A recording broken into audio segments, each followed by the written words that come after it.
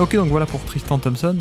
On peut passer à un autre cas assez intéressant, et là encore, on va surtout discuter, je pense, philosophie de classement. Quoique toi, tu l'avais plutôt très haut sur ton board. C'est Luka Doncic, du coup. Doncic, 2 saisons à peine sur la décennie. Je pense que la présentation va aller vite. Bon, sur ces 2 ans, il fait 25 points et 8 assists et demi de moyenne par match, 33 minutes par match. Minutage global, par contre, 4300 minutes à peine. Surtout qu'il fait que 2 saisons, mais en plus, il y en a une, elle est coupée par le Covid, donc ça, c'est pas de chance. Du coup, il est que, effectivement, 442e total en termes de minutage sur cette décennie. À peine 133 matchs, 600e total de cette décennie. Donc il y a de quoi remettre en question peut-être cette place, sa place dans le classement. Une fois All-Star en 2020, et même une fois All-NBA, et une fois All-NBA First Team en 2020. Donc c'est quand même plutôt pas mal. Bon alors, draft 2018, mais donc c'était quand même assez récent. On est censé être un peu compétent, mais tu sais à qui NBADraft.net le comparait à l'époque, en 2018 du coup? Oh, je crois que c'est un truc un peu pas très, genre, je sais pas, Turkoglu ou un truc comme ça, non? Exactement, c'était un mix entre Tony Kukoc et Turkoglu pour eux. Mais vous avez noté, hein, européen, tout ça. Exactement. Et de grande taille européen, ils ont fait la liste, ils disent, bon, bah voilà, ça va être ça, quoi. Bon, niveau surnom, on les connaît aussi, hein, le Wonder Boy, Luka Magic, El Matador aussi, parce qu'il a joué en Espagne, tu Oui, vois. voilà. El Matador. Oui. Voilà. Too Easy aussi, c'est pas mal, trop facile. Ouais. Son parcours, ça va aller facile, ça va aller rapidement également. Au début de notre décennie, il a 11 ans. C'est très jeune. Évidemment, parce qu'il n'est pas en NBA, évidemment, draft Mais il 2018. est déjà meilleur Après, que Tristan Thompson, hein, on va pas se le cacher. oui. Alors, malheureusement, dans le jeu, on compte pas la carrière internationale, donc ni Euroleague, ni Eurobasket, on ne compte pas. Et donc, ça commence en 2019 pour lui. 2018-19, 21 points de moyenne et 6 assists de moyenne, 32 minutes par match, il est déjà installé titulaire, pas de problème. Il arrive à déloger Dennis Smith Jr., tu te rends compte Mais qui s'est bien relancé depuis, c'est pas. Alors qu'il n'a que 19 ans à l'époque.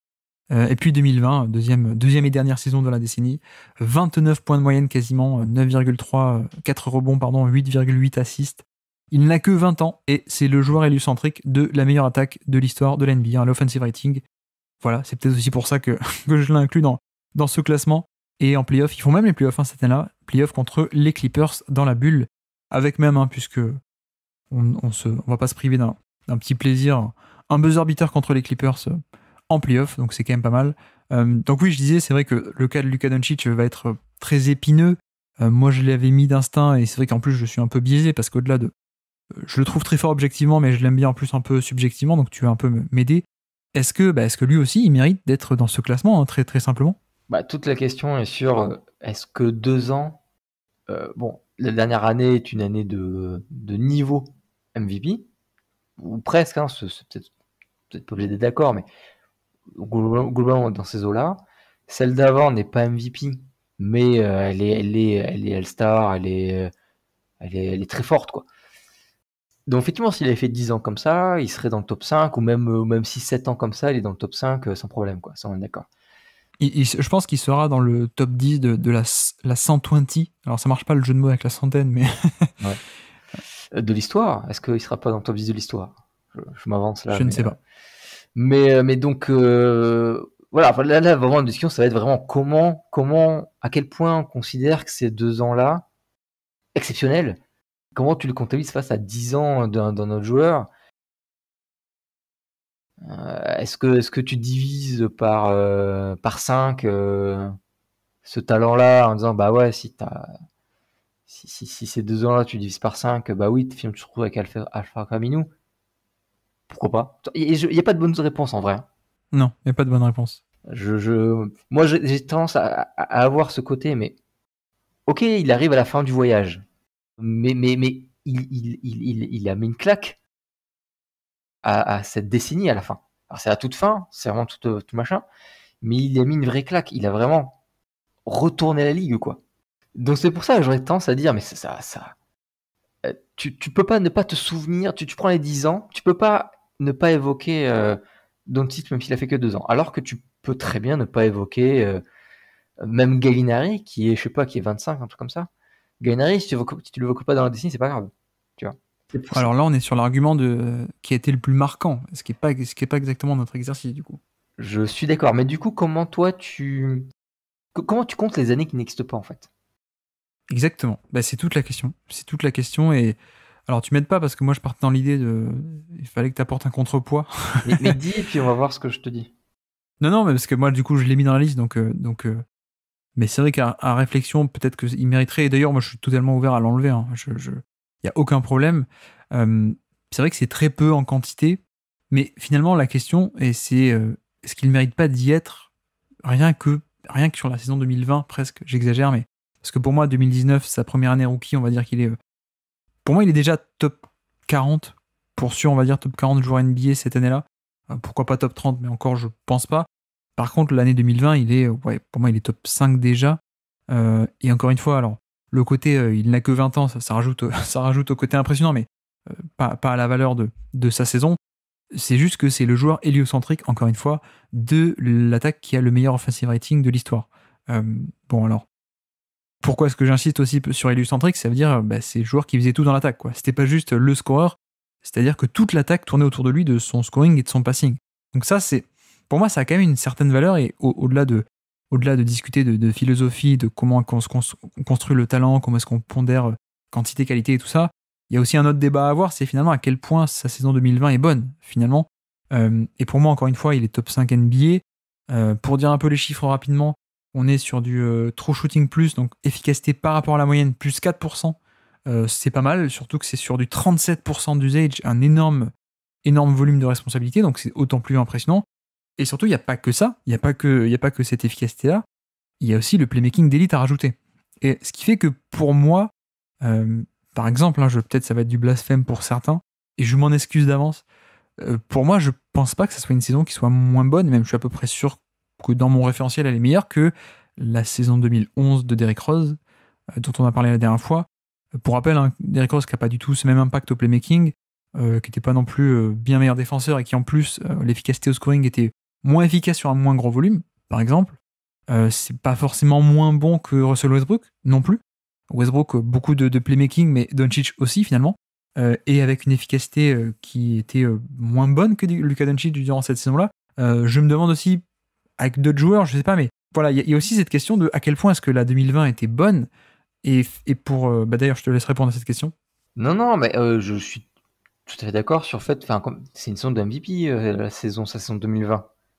Et pendant que tu parlais, j'essayais encore un peu de réfléchir à comment visualiser ça par rapport à la grille d'analyse qu'on fait. Mais tu vois, on prend, je crois que Kobe Bryant, on a dit que c'était 3 ans très bon, c'est ça, hein? Ouais. Pour moi, les 2 années, de Doncic sont plus impressionnantes que ces 3 années de Kobe Bryant, et la différence est que d'une seule année.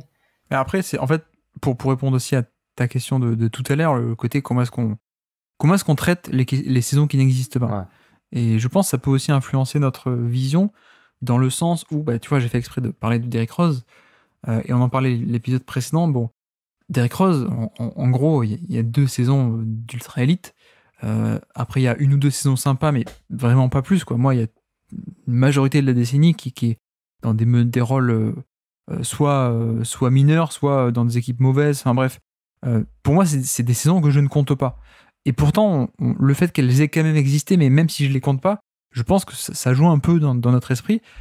Alors que Luka Doncic, il a que 2 saisons et rien d'autre, quoi. Et finalement, est-ce que ça mérite que Derrick Rose y soit, et même plutôt bien classé, alors qu'on ne prend en compte que 2, 3, 4 saisons, dont 2 de très bon niveau, simplement parce qu'il y a des saisons qui existent, mais pourtant on ne les prend pas en compte, alors que Luka Doncic, parce que ces saisons n'existent pas, lui on va pas le compter. Enfin, je sais pas si tu vois très bien ce que je veux dire, mais... Après, ta langue de Derrick Rose ou d'autres, hein, y a plein de joueurs comme ça qui ont une année, qui ont des années qu'on compte pratiquement pas, que ce soit sur blessure ou autre, mais parce qu'on compte aussi dans leur niveau de jeu. Je veux dire, la durabilité, la capacité à être sur le terrain. Bon, je pense à Embiid par exemple, à la capacité à être sur le terrain. Bah oui, c'est une qualité, même si c'est pas la faute du joueur. Derrick Rose, c'est pareil. Tout ça, c'est des années où il aurait dû être présent, où techniquement il était présent. C'est surtout des saisons qu'on ne compte pas trop dans le classement, quoi, tu vois. Si on prend le cas de Aminou, Aminou, on a dit on prenait que les 4 saisons où il était valuable aux Blazers, quoi. Ouais. Est-ce que du coup, si on prend que ces 4 saisons, et c'est ce qu'on a fait pour l'instant, est-ce que ces 4 saisons, elles sont meilleures que forcément que les deux de Doncic, je sais pas forcément. On en revient aussi à la question que tu m'avais posée sur un autre épisode. Est-ce qu'on pénalise des joueurs qui ont fait des mauvaises saisons? Est-ce qu'on prend de la valeur négative ou juste on prend que le positif là où il est et tout le reste on met à la poubelle? Mais oui, Kobe Bryant c'est pareil. Kobe il a 3 saisons et pourtant il est et tout ce qui est après on le compte pas. Hein, le post blessure, ni on le pénalise en négatif ni même on le considère parce que il y a pas trop de valeur ajoutée. Donc Kobe que 3 saisons, il est 20e pour l'instant sur 50. C'est quand même très haut. Kobe soit 20e sur 50 et Doncic pas du tout. Je sais pas. Embiid c'est un peu pareil, il a 3 saisons on va dire. Embiid est aussi plutôt pas mal classé, je crois qu'il est autour de la 25e ou 30e, voilà 26e actuellement. Embiid a 3 saisons, est-ce que Embiid 3 saisons 26e, Doncic 2 saisons, allez on va dire 1,5 de très haut niveau, pas du tout. Je sais pas. Je sais pas si Doncic mérite d'y être ou est-ce qu'il faudrait descendre les autres par rapport à la longévité. Voilà, il y a plein de joueurs comme ça. David Lee, il a pas non plus tant de saisons que ça, quoi. Si on prend les vraiment valuable, Ty Lawson, c'est pareil. Enfin, je sais pas trop comment faire parce qu'en fait, c'est tu sais, le système que je fais depuis le début, c'est on donne une note sur 20 et puis on fait la somme, quoi. Mais finalement, à quel point on crée des écarts parce que si on dit Luka Doncic est 18 sur 20 et Al-Farouq Aminu c'est 12 sur 20, on va avoir des problèmes. Mais est-ce qu'en vrai, c'est pas Luka Doncic à 18 et en comparaison, Aminu, il est à 6 sur 20, quoi. Est-ce que, enfin, tu vois ce que je veux dire? Oui, tout à fait. Après, alors je réfléchis en même temps que je parle, parce que là on rame comme des fous et je sais pas trop comment on va s'en sortir, mais on va y arriver. Mais tu vois, on faisait un peu la liste des joueurs qui ont 3-4 ans, des choses comme ça. Finalement, des joueurs qui ont 10 années pleines, sur ce qu'on a fait pour l'instant, il n'y en a pas tant que ça. La plupart, c'est 6-7 ans, voire en dessous.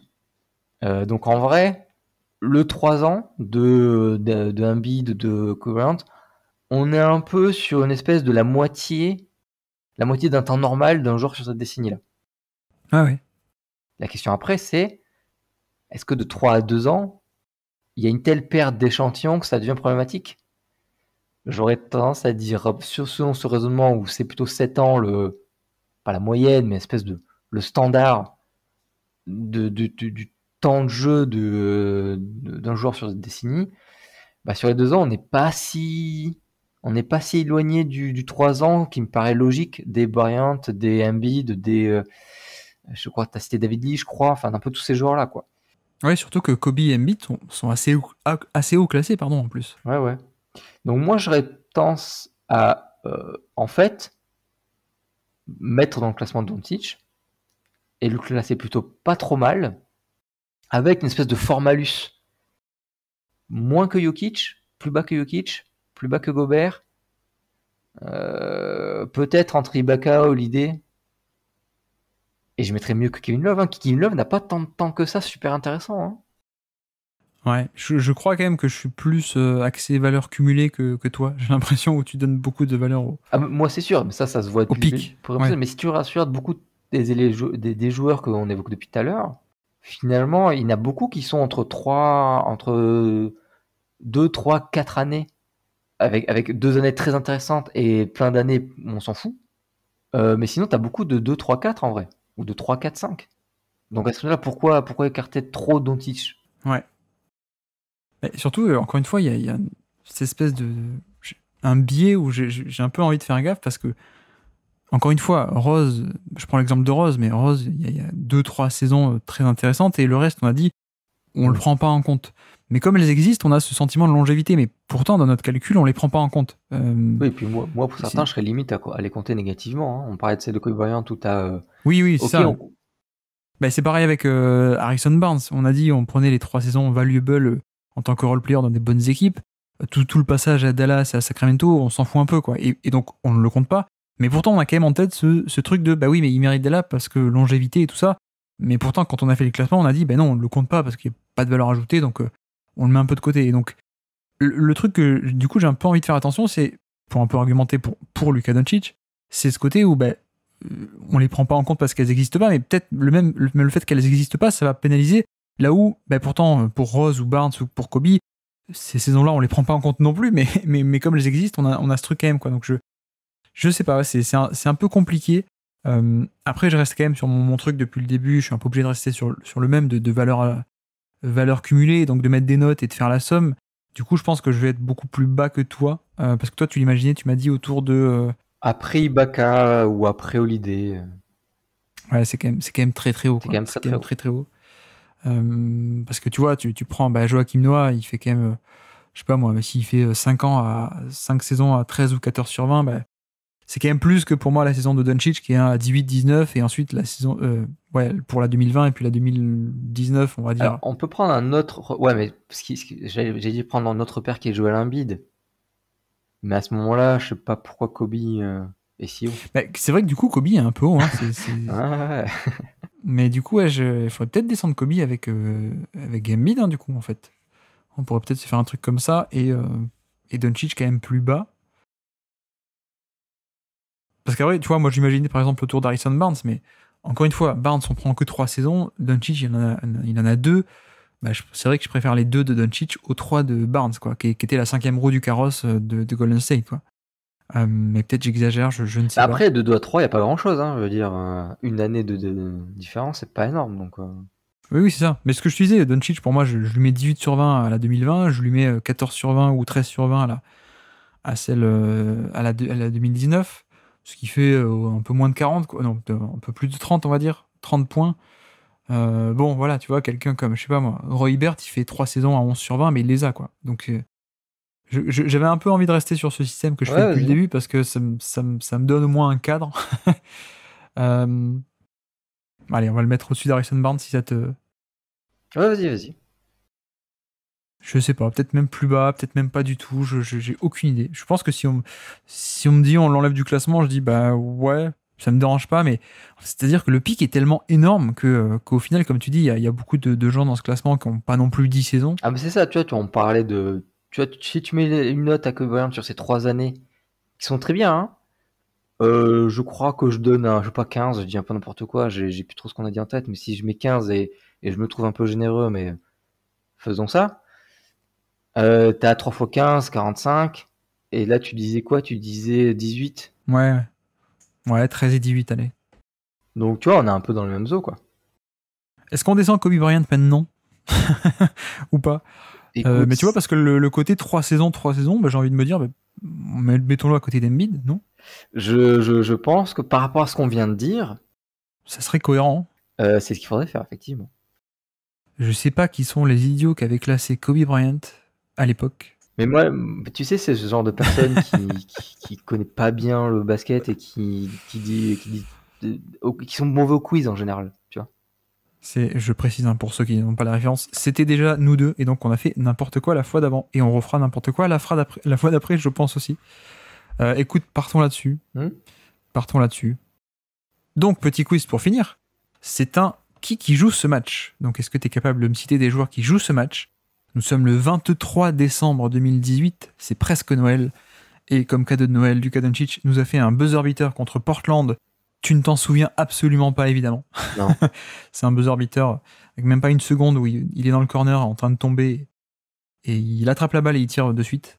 Je pense que certains auditeurs ont la référence. Donc, est-ce que tu es capable de me citer des joueurs qui ont joué ce match Dallas-Portland du 23 décembre 2018? Bon, Doncic, Lillard, Ouais, McCollum, ouais.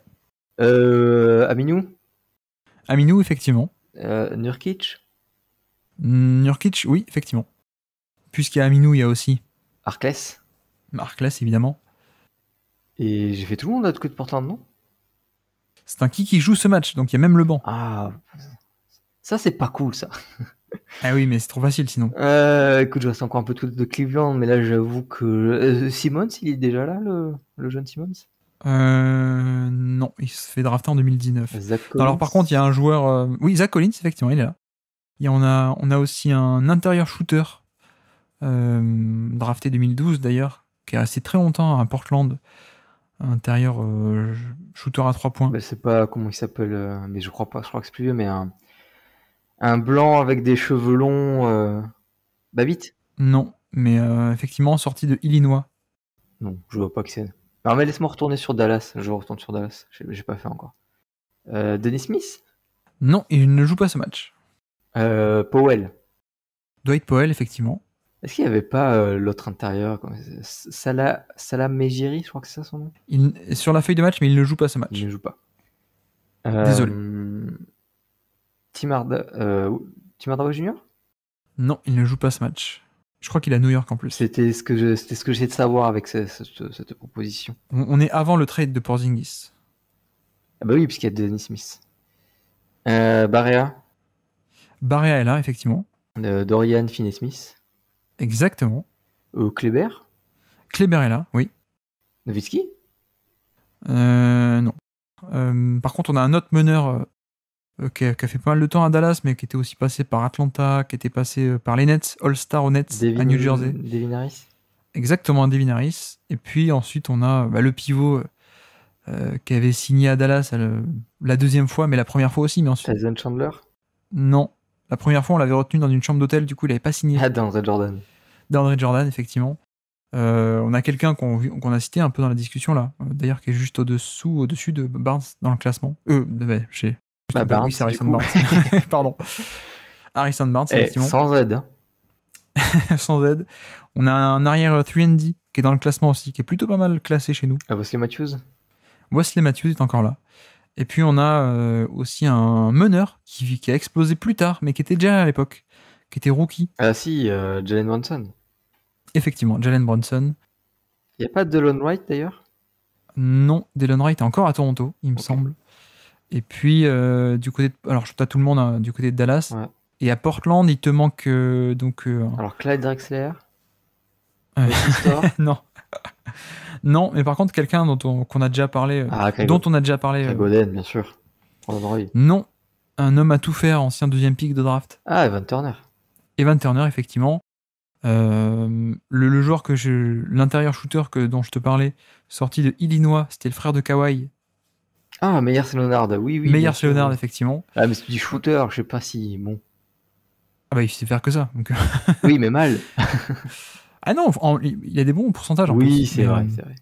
Et puis il nous reste deux shooters, alors un qui est bien meilleur que l'autre, et d'ailleurs un shooter qui est ensuite passé par Dallas. C'est le frère de Stephen.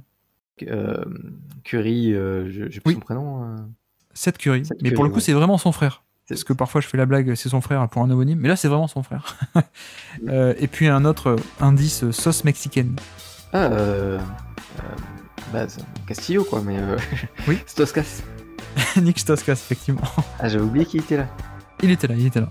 C'était un des énièmes plans de relance de Nick Stauskas. Mais bref.